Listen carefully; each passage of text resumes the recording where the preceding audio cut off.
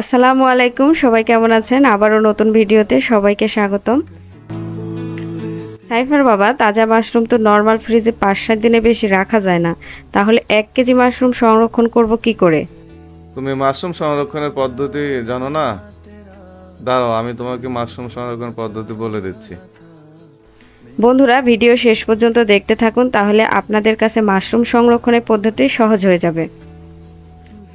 Mushroom অনেকে পছন্দ করেন। এই রমজান মাসে মাশরুমের চপ খুবই উপকারী। এছাড়া সারা বছর মাশরুম খেলে ভিটামিনের ঘাটতি পূরণ করা সম্ভব। কিন্তু সমস্যা হলো তাজা মাশরুম কয়েকদিনের বেশি রাখা যায় না। তবে 2 ধরনের পদ্ধতি গ্রহণ করে পুরা মাস মাশরুম সংরক্ষণ করে খাওয়া সম্ভব। প্রথম পদ্ধতি হলো মাশরুমগুলো প্রথমে হাতের আঙুল দ্বারা পানিতে কষলে কষলে ধুয়ে নিতে হবে। নিশ্চিত হতে হবে কোনো ময়লা যেন মাশরুমে না থাকে।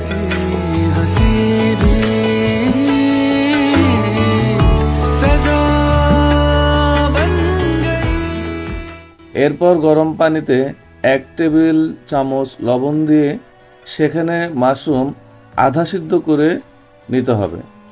এরপর পানিগুলো ছেঁকে বাতাসে মাশরুমগুলো শুকিয়ে নিতে হবে। মাশরুমগুলো শুকানোর পরে বক্সে করে ডিপ ফ্রিজে রেখে অনেক দিন ধরে মাশরুম সংরক্ষণ করা যাবে।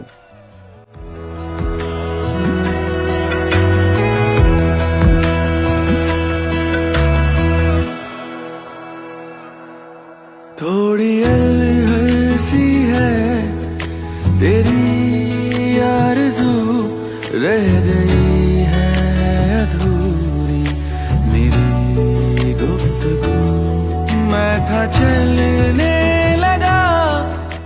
দ্বিতীয় পদ্ধতি হলো প্রথমে একই নিয়মে মাশরুমগুলো ধুয়ে নিতে হবে।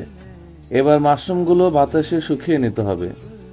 এরপর প্যানে বা কড়াইয়ে হালকা তাপে সামান্য পরিমাণ লবণ দিয়ে মাশরুমগুলো আধা সিদ্ধ করে তেলে ভেজে নিতে হবে।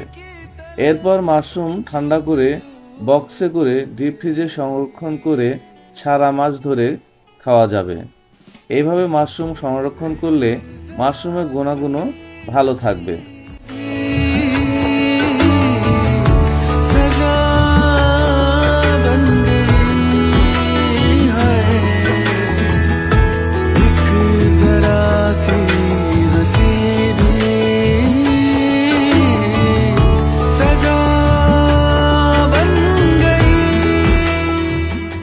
বন্ধুরা, ভিডিওটি যদি ভালো লেগে থাকে আমাকে ফলো ও সাবস্ক্রাইব করে পাশে থাকবেন। ধন্যবাদ।